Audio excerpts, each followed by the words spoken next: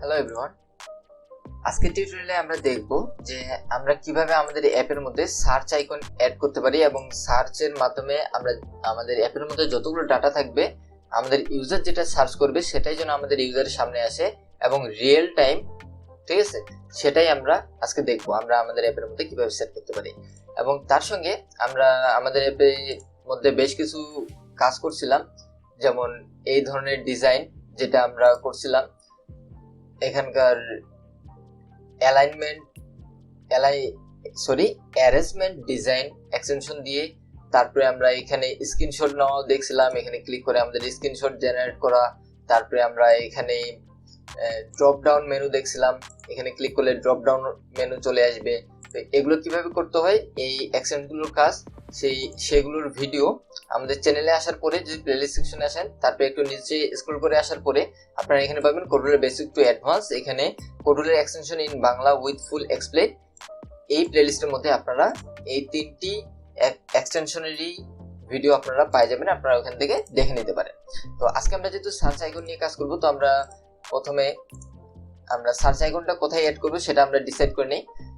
আমি এখানে চাচ্ছি যে সার্চ আইকনটা আমার ইমেজের মতো, এখানে যে ইমেজটার ভিতরে যেমন ডিজাইনটার মধ্যে আছে, তো আমরা চাচ্ছি এই ডিজাইনটার মধ্যে এখানে নিচেই আমরা এটা অ্যাড করব। তো সেটার জন্য আমাদেরকে জাস্ট এখানে একটি হরিজন্টাল অ্যারেঞ্জমেন্ট নিতে হবে, নিচে এটা ফুল প্যান্ট করতে হবে এবং এটার মাঝখানে একটি স্পেস দিয়ে দিতে হবে। স্পেসের হাইট আমরা দিয়ে দেবো এখান থেকে 9% দিয়ে দিলাম। আর আমাদের এখানকার যে অ্যারেঞ্জমেন্টটা আছে, আর আমাদের যেটা মেইন অ্যারেঞ্জমেন্ট আছে আমাদের এখানে ভিতরে, আমাদের এই অ্যারেঞ্জমেন্টটা, এটার আমরা হাইটটাকে অটোমেটিক করে দেই।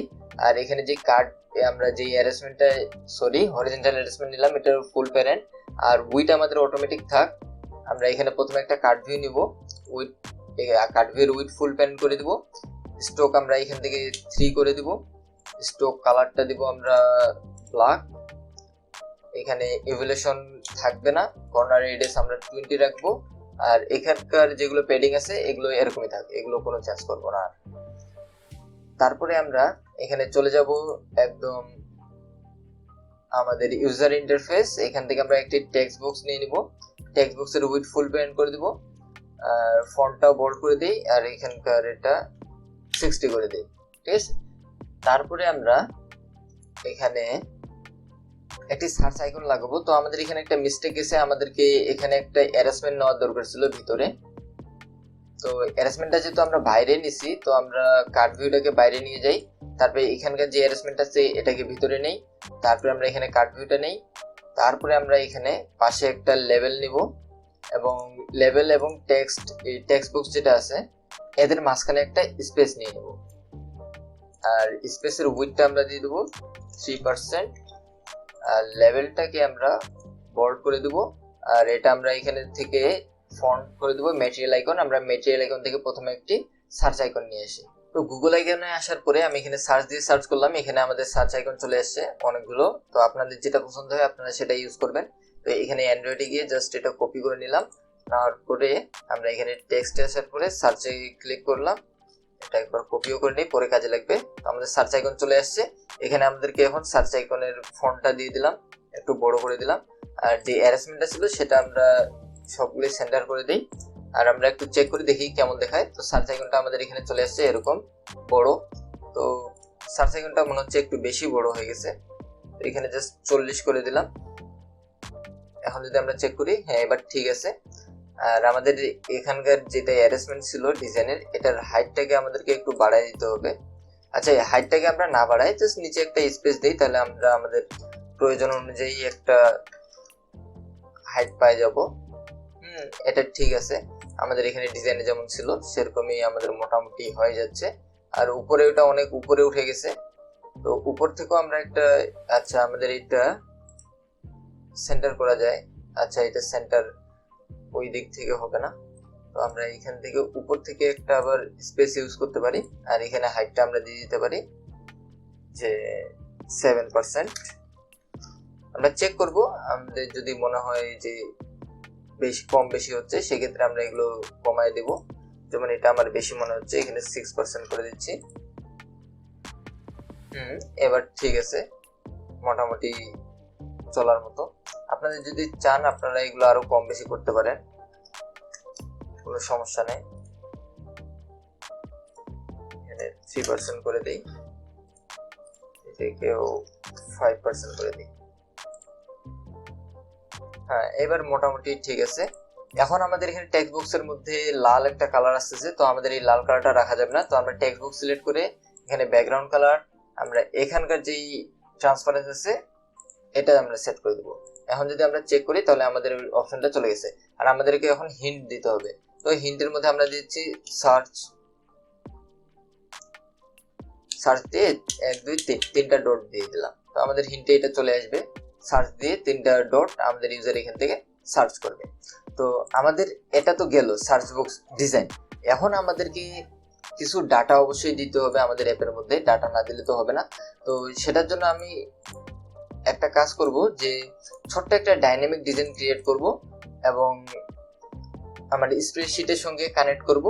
করার পরে আপনাদেরকে দেখাবো যে কিভাবে সার্চের অপশনের জন্য ব্লক সেট করবেন, সেগুলো এরপরে দেখাবো। তো আমি ভিডিওটা এখানে স্টপ করে আমি ডাইনামিক ডিজাইনটা করে দেখাচ্ছি। আর ডাইনামিক ডিজাইন যদি আপনারা না জানেন তাহলে আমাদের চ্যানেলে আসে প্লেলিস্ট সেকশনে এখানে পাওয়া যাবেন ডাইনামিক অ্যাপ ইন কোডুলার। এখানে 3টা ভিডিও আছে। এখানে ডাইনামিক ডিজাইনের A to Z বোঝানো হয়েছে এবং তার সঙ্গে এখানে দেখানো হয়েছে যে আপনারা কিভাবে ডাইনামিক ডিজাইনে ডাটা এয়ারটেবিল থেকে কল করে নিতে পারবেন, সেই জিনিসটা এখানে দেখানো হয়েছে। আপনারা চাইলে প্লেলিস্টে দেখে নিতে পারেন। তো আমি ভিডিওটা এখানে ফোর্স করতেছি, করার পরে আপনাদেরকে আমি ডিজাইনটা ক্রিয়েট করার পরে আপনাদেরকে দেখাচ্ছি কিভাবে কি করতে হবে। ওকে, তো আপনারা এখানে দেখতে পাচ্ছেন আমি এখানে এয়ারটেবিল থেকে ডাটা কল করে নিছি। ঠিক আছে, এখানে আমি এয়ারটেবিল থেকে ডাটা কল করে নিছি। এগুলো সিম্পলি আপনাদেরকে একটু এক্সপ্লেন করে দিচ্ছি। প্রথমে স্প্রেডশিটে তো বেস আইডি, এপি কি, টেবিল এগুলো সব সেট করলাম। তারপরে এই স্প্রেডশিট গেট কলাম নিয়ে নিলাম। তারপরে আমরা একটা ভেরিয়েবল তৈরি করব। তারপরে গট কলাম, যখন কলাম গেট করলাম তখন আমরা ডাটাটা এখানে দিয়ে দিলাম। তারপরে আমরা একটা প্রসিডিউর তৈরি করছি। আর এখানে আমরা একটু ক্রিটিক্যাল, একটু বেশি জিনিস করছি, ক্রিটিক্যাল বলা যাবে না, একটু বেশি জিনিস করছি। আমরা প্রসিডিউরের মধ্যে একটা ভেরিয়েবল বা ভ্যালু যেটাই বলেন সেটা আমরা একটা তৈরি করে নিয়েছি, ভেরিয়েবল বলতে পারেন আপনারা। এখানে ভেরিয়েবল আমরা একটা তৈরি করে নিয়েছি সার্চ, সেটা আমরা তৈরি করছি গিয়ার আইকনে ক্লিক করার পরে একটি জাস্ট ড্র্যাগ এন্ড ড্রপ করে নিয়ে আমরা এটা তৈরি করে নিয়েছি সার্চ নামে। ঠিক আছে, যেহেতু আমরা এখানে সার্চ করবো, সার্চের জন্য আবার আমাদেরকে আলাদা একটা ডিজাইনের দরকার হয়, সেটা আমরা এখানে করে নিয়েছি সার্চের মাধ্যমে। এবং সার্চের মধ্যে আমরা গ্লোবাল ডাটা সেট করে দিয়েছি। যেহেতু আমরা সার্চের মধ্যে গ্লোবাল ডাটা সেট করছি, তো আমরা এইখানে যখন আমরা এই লেভেলে টেক্সট দিব ওইখানে আমরা আর গ্লোবাল ডাটাটা ইউজ করবো না। ঠিক আছে, যেহেতু ডাটার আমরা সার্চের মধ্যে এখানকার যে সার্চ ভেরিয়েবল আছে এটার মধ্যে আমরা ডাটাটা স্টোর করছি, সেজন্য আমরা এখানে ডাটার জায়গায় শুধুমাত্র সার্চ ইউজ করছি। ঠিক আছে, আর বাদ বাকি ডিজাইন, এই ডাইনামিক ডিজাইন তো আপনারা জানেনই, না জানলে থাকলে প্লেলিস্টটা অবশ্যই দেখে নেবেন। 3টা ভিডিও মাত্র, মনোযোগ সহকারে দেখবেন, স্কিপ না করে, তাহলে বুঝতে পারবেন। আর এগুলো সব ডাটা গেট করার পরে আমরা এখানে আরেকটা কাজ করছি যে আমরা আরো একটা ভেরিয়েবল তৈরি করে নিছি গ্লোবাল, সেটার নাম দিছি সার্চ। ঠিক আছে, এবং ক্রিয়েট এমটি লিস্টে নিয়ে নিছি। তো এটার জন্য এখন আমাদেরকে করতে হবে, এটাই মূলত কিন্তু আমাদের সার্চের জন্য কাজ করবে। তো আমাদের সার্চ কোথা থেকে শুরু হবে, যখন আমাদের টেক্সট বক্সে ক্লিক করবে, ক্লিক করার পরে যখনই কোনো কিছু টাইপ করবে তখনই আমাদের জন্য লাইভ, মানে কি বলবো, লাইভ কানেক্ট বা ডিরেক্টলি একটা ওয়ার্ড লেখার সঙ্গে সঙ্গে যেন আপনার এখানে ডাটাটা চেঞ্জ হয় আপনার সার্চের জন্য যেন আপনাদেরকে সাজেস্ট করে, গুগল যেমন আপনাদেরকে সাজেস্ট করে কোনো কিছু লিখলে, কোডুলার লিখলে অটোমেটিক কোডুলার কমিউনিটি বা কোডুলার ক্রিয়েটর সাজেস্ট করে, সেরকম আপনাদেরকে যেন সাজেস্ট করে, সেই জন্য আমরা এখন ফাংশনটা অ্যাড করব। যেহেতু আমরা টেক্সট বক্সে ক্লিক করলে ফাংশনটা শুরু হবে, সেই জন্য আমরা টেক্সট বক্সে যাব। যাওয়ার পরে এখানে আমরা একটা ব্লক পাই যাবো যে অন টেক্সট চেঞ্জ। যখনই আমাদের টেক্সট চেঞ্জ হবে তখনই আমাদের কি হবে, তো যখনই আমাদের টেক্সট চেঞ্জ হবে প্রথমে আমাদেরকে ডাটা এখানে সেট করতে হবে সার্চের জন্য। ঠিক আছে, আর এটার মধ্যে আমরা ক্রিয়েট এমটি লিস্ট ইনস্টল করব।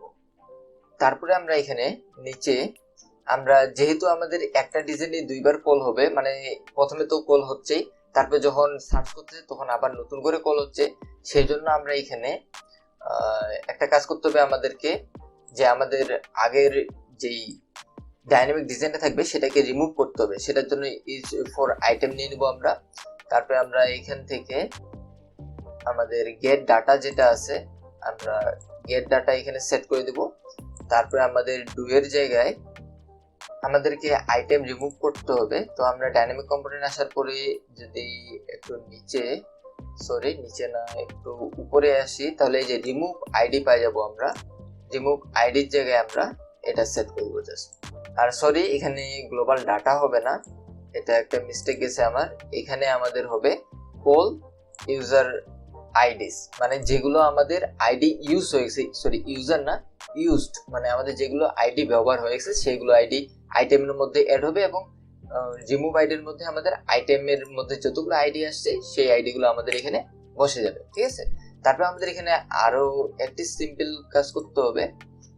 এটা কিন্তু আমাদের আইডি রিমুভ এর অপশনটা গেল, মানে ডাইনামিকটা আবার নতুন করে ক্রিয়েট হবে সেটার অপশন গেল। এখন আমরা সার্চের অপশনটাই করব, সেটার জন্য আমাদেরকে h4 আইটেম লাগবে, এবং এটার ক্ষেত্রে আমাদেরকে গেট ডাটাটা লাগবে। ঠিক আছে, তারপরে আমরা এখানে টেক্সটের মধ্যে যদি যাই, তাহলে আমরা এখানে পাই যাব